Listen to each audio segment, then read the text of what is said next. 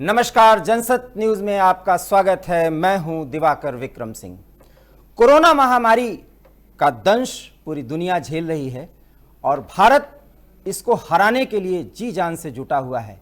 लेकिन वो कुछ तमाम देश जहां कोरोना का कहर इस कदर प्रभावी हो चुका है कि अब उनको अपने वजूद के लिए इतनी बड़ी लड़ाई लड़नी पड़ रही है जिसमें उनकी मुश्किलें बहुत ज़्यादा बढ़ गई हैं। लेकिन भारत की तरफ अभी भी वो देख रहे हैं, क्योंकि कई ऐसे कारणों से भारत आज उनके लिए बहुत बड़े सहायक की भूमिका अदा करता हुआ दिख रहा है।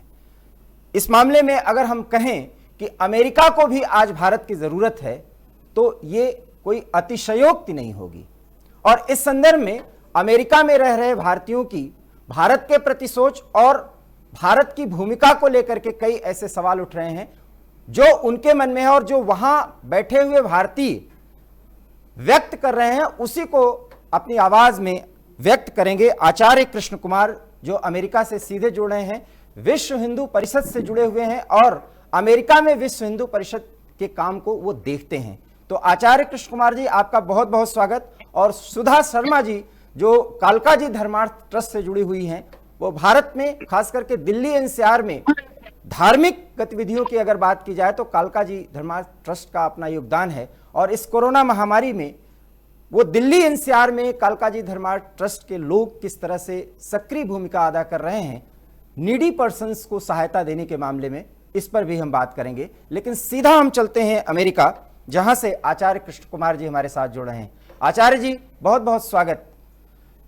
बड़ा सवाल यह है कि वो अमेरिका आज बुरी तरह परेशान है जो अमेरिका और अमेरिकी ईगो को लेकर के बहुत ज्यादा आश्वस्त था, बहुत ज्यादा गुमान था। ऐसे में भारतीय संस्कृति, परंपरा और सहज आगे बढ़ने की जो एक सोच होती है वो किस कदर अमेरिकियों में भी इस समय प्रभावी हो रही है, यह जानना अभी फिलहाल बहुत जरूरी हो गया है। आचार्य कृष्ण कुमार जी। नमस्कार दिवाकर जी, नमस्कार सुधा जी, और अपने सभी श्रोताओं को और दर्शकों को मेरा प्यार भरा नमस्कार। और सबसे पहले तो मैं यही कहना चाहूंगा कि एक ये वैश्विक महामारी है और इस वैश्विक महामारी को मैं इस तरह से जोड़ता हूँ, हमारा वेद का मंत्र जो कहता है विश्वानि देव सवितर दुरितानि पराशुआ, विश्व के समस्त क्षेत्र जो हैं उस परमपिता परमेश्वर से जो हैं एक तरह से आच्छादित हैं और परमात्मा की कृपा से ही संचालित हो रहा है। वो चाहे भारत हो, चाहे अमेरिका हो, चाहे वो अन्य कोई देश हो।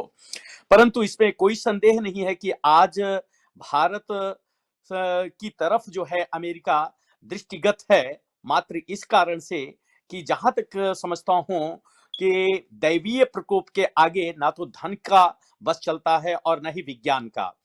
अब आध्यात्मिकता ही एक बहुत ही बड़ी महत्वपूर्ण हमारे जीवन का अंग होता है और उस आध्यात्मिकता को अगर देखा जाए तो भारत से बढ़ करके आध्यात्मिक शक्ति विश्व में कहीं पाई नहीं जाती है। इसको संपूर्ण विश्व बड़ी ही सहजता से स्वीकार करने के लिए आज बाध्य हो चुका है।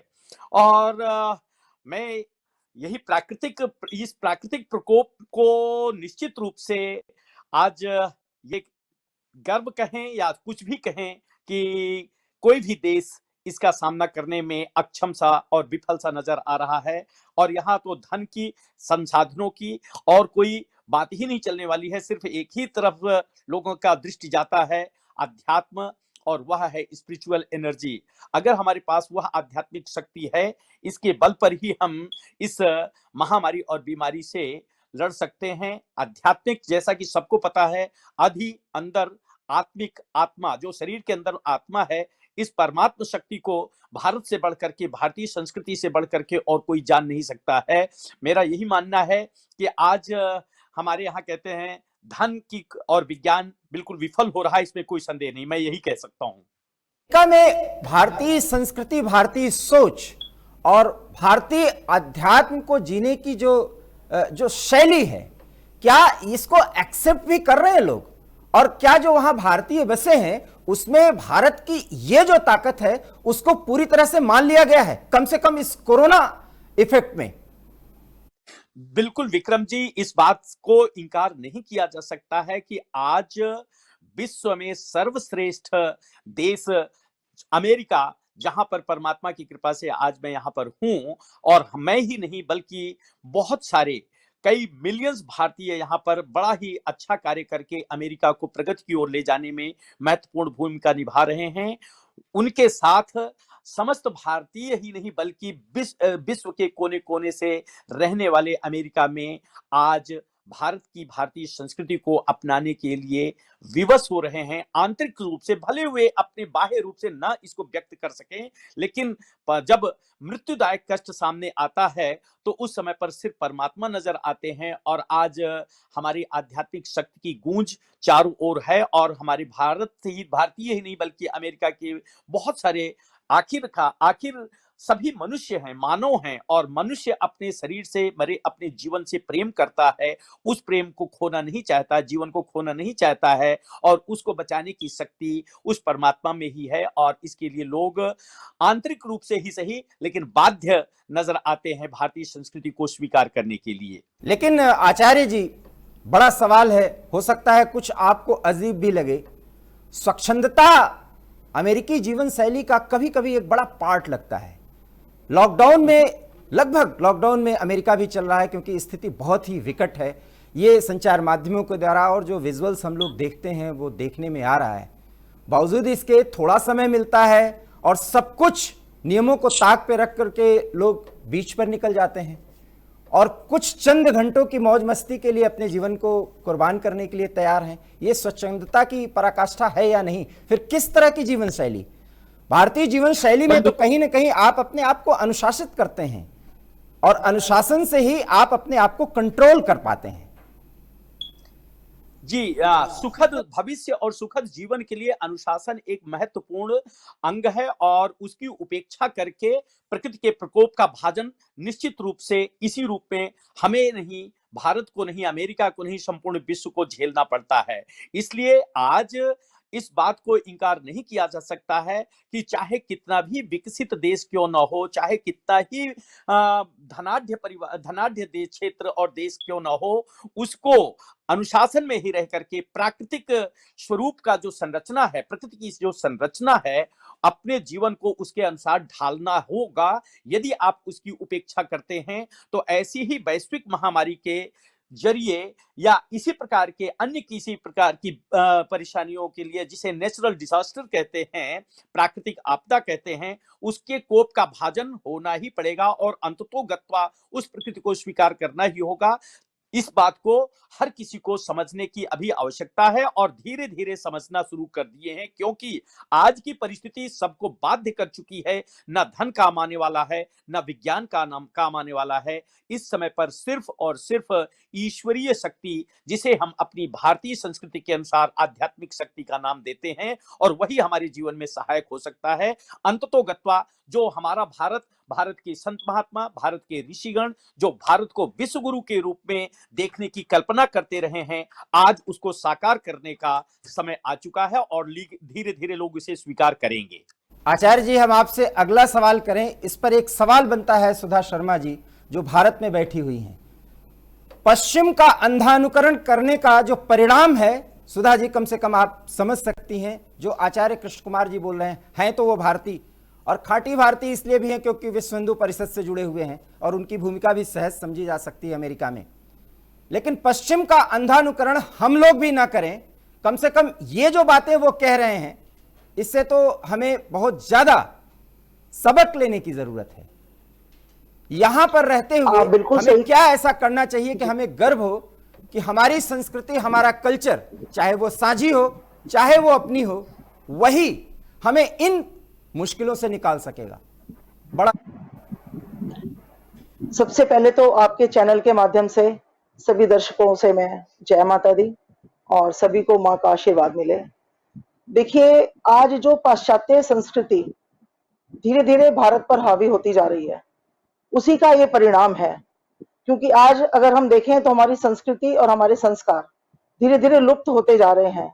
जिस तरीके से पहले हम लोग जब बच्चा पैदा होता था, हम किसी भी धर्म से जुड़े हुए व्यक्ति से सुनते हैं, वो यही व्यथा व्यक्त करता है जो कर रही हैं आप, और मैं इसको नहीं सुनना चाहता। वही तो मेरा सवाल था कि आज अमेरिका जैसा धर्म की बात मैं धर्म की बात नहीं कर रही हूँ। नहीं, मैं इसको मेरा किसी, सवाल क्योंकि सुन लीजिए भारत मैम, एक ऋषि मुनि। जी प्लीज प्लीज मेरा सवाल सुन लीजिए। सवाल ये है कि अंधानुकरण से हम कैसे बचें और हमारी युवा पीढ़ी जी कम से कम इस कोरोना में, क्योंकि ये संचार माध्यमों के द्वारा पूरी दुनिया एक गांव के रूप में परिवर्तित हो चुकी है। मैं बार बार अपने हर डिबेट जी में, अपने हर एक सवाल में ये कहता हूं, अरे उस अमेरिका की तरफ देखिए जहां जाने पर आपका और आपका परिवार फक्र से मैं कहता था कि वो हमारा बच्चा तो अमेरिका में है, और आज भारत की सोच और भारत की दवा काम आ रही है। हमारे युवाओं में ये जो आप कहते हैं ना सेल्फ रिस्पेक्ट, या ये ईगो भी कह सकते हैं, जी ये जैसे जी अमेरिका फर्स्ट है वैसे इंडिया फर्स्ट का नारा हम क्यों नहीं दे सकते, और हम क्यों नहीं फक्र कर सकते? जी क्यों हमारे बच्चे जो है वो पिज्जा और बर्गर के लिए झूमते हैं, गुड़ और रोटी के लिए क्यों नहीं वो दौड़ते? बड़ा सवाल है। प्रकृति ने वही लाके खड़ा कर दिया। मैं यहाँ पे किसी, आपने मुझे बीच में रोक दिया, क्योंकि मेरा जो जवाब है वो किसी धर्म या किसी जाति से नहीं है, क्योंकि हम इस भारतवर्ष में पैदा हुए हैं और भारत ऋषि मुनियों ने आज भी इस भारत को नंबर 1 पर वापस लाके खड़ा कर दिया है। क्योंकि जिस प्रवृत्ति से हम पहले चलते थे कि हाथ धो के भोजन बैठ के खाना है, हाथ धो करके खाना है, जिस हमारी संस्कृति का मजाक उड़ाया जा रहा था, आज सभी देश उसी का अनुकरण कर रहे हैं। कि आज से अगर हम 10 साल पहले उठा लिए तो कोई पिज्जा बर्गर हुआ ही नहीं कहा करता था। एक सीधी सादी सी तरीके से भोजन करते थे, भगवान का भजन करते थे, है ना। लेकिन आज भजन तो हमने छोड़ दिया है, और भोजन जो हमने करना शुरू किया वो पाश्चात्य भोजन को ज्यादा हमने अपनी रसोई में तवज्जो दे दी है। रसोई में धीरे धीरे जो हमारे पौष्टिक तत्व थे उनको खत्म कर दिया है, और बाथरूम के अंदर एसेसरीज बढ़ गई हैं, जिसी की आज ये देन है। और वापस फिर दोबारा से भारत उसी जगह पे आकर के खड़ा हो जाएगा। पूरे विश्व को एक यही संदेश दिया जाएगा कि आज भी जो अध्यात्म, जिस अध्यात्म के लिए आज मनुष्य जब पैदा होता है और जब मनुष्य जाता है तो उसको खुद को नहीं पता होता कि मैं क्या करने के लिए संसार, क्योंकि पंचभूतों का ये हमारा शरीर है, और जो हमारा शरीर है ये धरती मां से हमको उधार में मिला है। और जब हमें उधार में मिला है तो जब हमें जाना है तो ये पंचभौतिक शरीर वापस पंचभौतिक में ही मिल जाता है। तो आज हम कुछ ऐसा करके जाएं कि जिससे मृत्यु को हम जीत सकें, और वो हम जीत सकते हैं केवल अध्यात्म से, अध्यात्म की पावर से। क्योंकि आज जिस तरीके से आप देख रहे हैं कि लॉकडाउन हो रहा है, इसमें लोग जा रहे हैं, डिप्रेशन के अंदर जा रहे हैं, तो बिना योग के और बिना हम अपनी आध्यात्मिक शक्तियों के उससे बाहर नहीं निकल पा रहे हैं। तो अध्यात्म एक ऐसी चीज है, ऐसी ताकत है कि जिससे हमें हर रोग से लड़ने की क्षमता, हर चीज से लड़ने की क्षमता, और हमें अपने जीवन को मजबूत बनाने के लिए अध्यात्म का सहारा लिए बिना हम अपने आप को मजबूत नहीं बना सकते, अपने भारत को मजबूत नहीं बना सकते। तो आज हमें उस पाश्चात्य होड़ को छोड़ देना चाहिए, अपनी संस्कृति को दोबारा से पुनर्जीवित करना चाहिए, अपने संस्कारों को जो धीरे धीरे लुप्त होते जा रहे हैं उन संस्कारों को हमें दोबारा से कुछ छोड़ना नहीं है। वही प्रोग्रेसिव संस्कृति कही जाती है जहां परंपरा और आधुनिकता का समावेश होता है, और दोनों को मिला करके हम आगे बढ़ जाते हैं। सिंथेसिस की यही प्रक्रिया है मैम। आचार्य कृष्ण कुमार जी, बड़ा सवाल यह भी उठता है कि अगर भारतीयता और भारतीय संस्कृति, जीवन शैली अगर आज की जरूरत है, तो ऐसे में विश्व हिंदू परिषद जो भूमिका अमेरिका में अदा कर रही है, क्यों न ऐसी बयार बहे अमेरिका और पूरी दुनिया में कि हां, ये जो सोच है वो सनातन परंपरा से जुड़ी हुई है और इसी की धाक जमनी है। इसलिए भारतीयता और भारतीय सोच को स्वीकार कर लेना वैश्विक शांति के लिए सबसे जरूरी कारणों में एक है।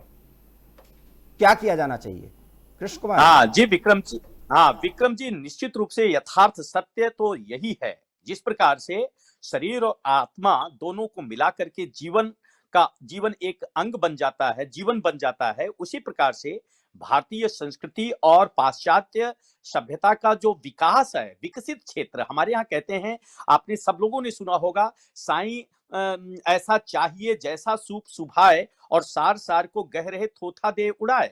वहां की अच्छाइयों को स्वीकार करके अगर हम आगे लेने बढ़ने का प्रयास करते हैं तो निश्चित रूप से भारत विकसित तो है ही, आध्यात्मिक दृष्टि से पूर्ण रूप से विकसित है, क्योंकि संपूर्ण विश्व इस समय पर आध्यात्मिकता की दृष्टि से भारत को ही देख रहा है। रही बात अमेरिका में, या कि जहां तक मैं अमेरिका में रह रहा हूं, यहाँ की बातें कर रहा हूं, तो यहाँ के बहुसंख्यक other than Indian community, all they are definitely जो है अंदर ही अंदर इस बात को सोचने के लिए मजबूर हो चुके हैं कि यदि जीवन को सार्थक बनाना है, जीवन को सफल बनाना है, तो हमें कहीं न कहीं किसी न किसी दैवीय शक्ति का सहारा लेना ही होगा, और वह दैवीय शक्ति भारतीय सांस्कृतिक शक्ति से अतिरिक्त और कहीं दृष्टि किसी की जाती नहीं है। तो दोनों का सामंजस्य अगर बना लिया जाए तो निश्चित रूप से सुख और शांति दोनों की आवश्यकता है। तो धन, आध्यात्मिक और धार्मिक क्षेत्र, धन की क्षेत्र से लेकर के विकसित क्षेत्र से लेकर के विज्ञान के क्षेत्र को लेकर लिया जाए तो अमेरिका आज निश्चित रूप से हम उसको पाश्चात्य सभ्यता वाला देश जरूर कहते हैं, लेकिन मैं आपको इतना जरूर बताना चाहूं, यहाँ के लोगों में जो बौद्धिक क्षमता है उसकी आप उपेक्षा नहीं कर सकते हैं। इसलिए नहीं कि मैं यहाँ रह रहा हूँ, मूलतः मैं भारतीय हूँ और प्रतिदिन कम से कम 6 से 8 घंटा भारत के बारे में सोचता हूँ, भारतीय संस्कृति के बारे में सोचता हूँ। पहली बात तो मैं आपके बारे में परिचय दे दूं कि विश्व हिंदू परिषद के कर्ता धर्ता पुरोधा हम कह सकते हैं श्रद्धेय अशोक सिंघल जी आपके गुरु भाई रहे हैं और आप लोग साथ काम किए हैं, तो आपके परिचय की जरूरत है नहीं, कोई कम से कम भारत में आपके परिचय का मोहताज नहीं है। लेकिन आप अमेरिका में वैश्विक रूप से हिंदू मैथोलॉजी और हिंदू थॉट प्रोसेस को आगे बढ़ा रहे हैं, एक बहुत बड़ी बात है। तो किसी भी परिचय को देने की जरूरत कम से कम आपके बारे में नहीं है।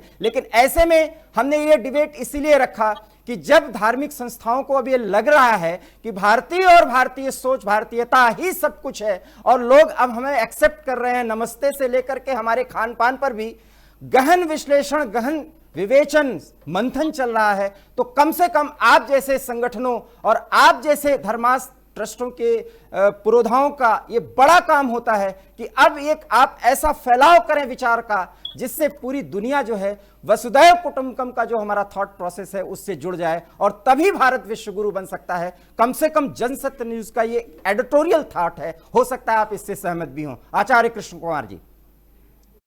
बंधु, मैं आपको इतना विश्वास देता हूं, शायद आपको कभी कभी किसी वीडियो वायरल के जरिए देखते भी होंगे, सुनते होंगे कि हमारी भारतीय संस्कृति से ओतप्रोत हमारा भारतीय जन समुदाय जो यहाँ पर अमेरिका जैसे पाश्चात्य देशों में रह रहा है, वह अपनी भारतीयता और भारतीय संस्कृति को अपने जीवन से कभी निकाल ही नहीं सकता है। एक दूसरी चीज, इसमें भी कोई संदेह नहीं है कि इस आधुनिक देश में जो है, पाश्चात्य देश में रह करके यहाँ की सुख सुविधाओं को ध्यान में रखते हुए कहीं न कहीं मानसिकताओं में थोड़ा सा परिवर्तन अवश्य आ जाता है, ताकि चूंकि हमारे बच्चे जो हैं यहाँ के शिक्षा केंद्रों में जाते हैं, विद्यालयों में जाते हैं, यूनिवर्सिटी और कॉलेज में जाते हैं, यहाँ का वातावरण आधुनिकता से परिपूर्ण भरा पड़ा हुआ है, इसका भी उनके ऊपर असर जरूर पड़ता है। लेकिन इस बात को उल्टे दृष्टि से मैं देखना चाहूंगा और बताना चाहूंगा कि विश्व हिंदू परिषद के माध्यम से, एकल विद्यालय के माध्यम से, HSS के माध्यम से,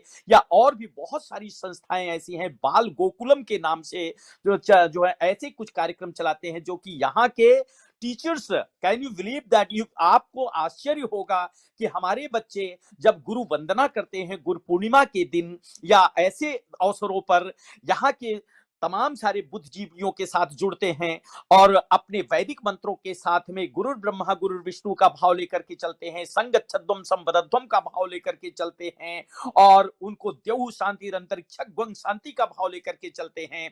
जब ये भाव यहाँ के लोगों को समझ में धीरे धीरे आने लगता है तो उनकी आंखें झुक जाती हैं और अंदर ही अंदर आंतरिक रूप से, अंतर्मन से भारतीय संस्कृति को नमन करने के लिए वे विवश हो जाते हैं।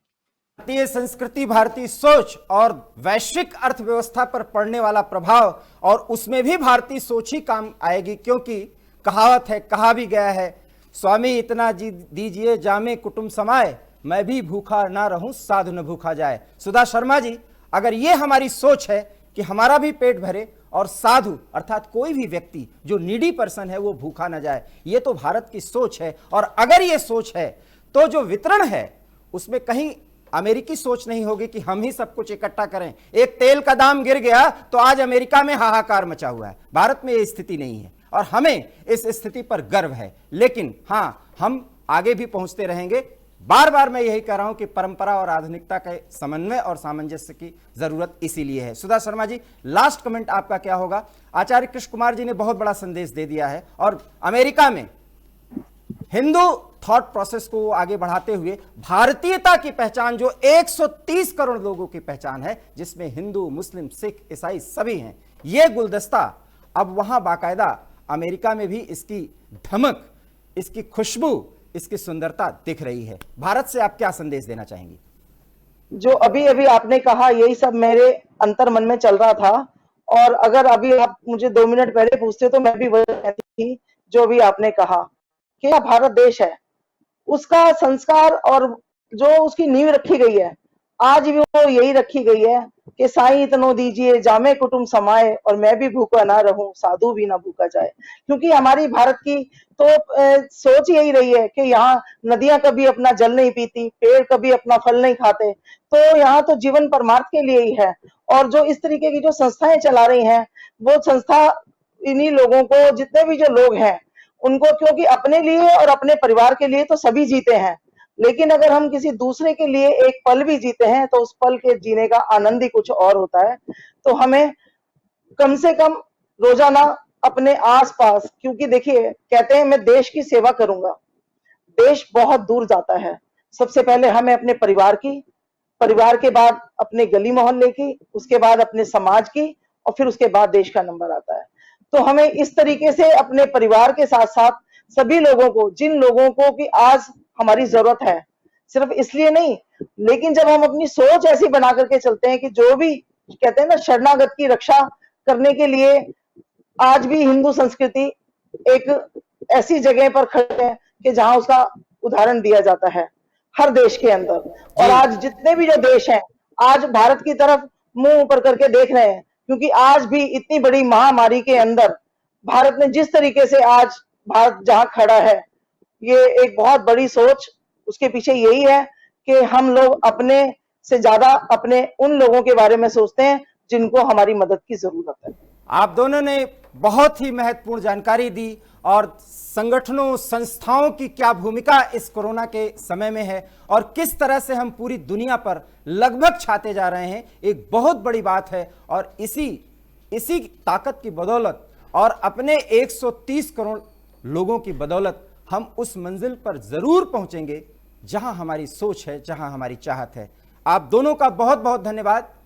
पूर्ण विश्वास है कि एक न एक दिन हम इस कोरोना को हराकर ही दम लेंगे और दिखाएंगे कि हमने कोरोना को हराया, खुद को बचाया और पूरी दुनिया को बचाने में अपने बुद्धि से, अपने ज्ञान से, अपनी खोज से और अपने समर्पण से, सेवा भाव से सबको साथ लेकर के आगे बढ़े।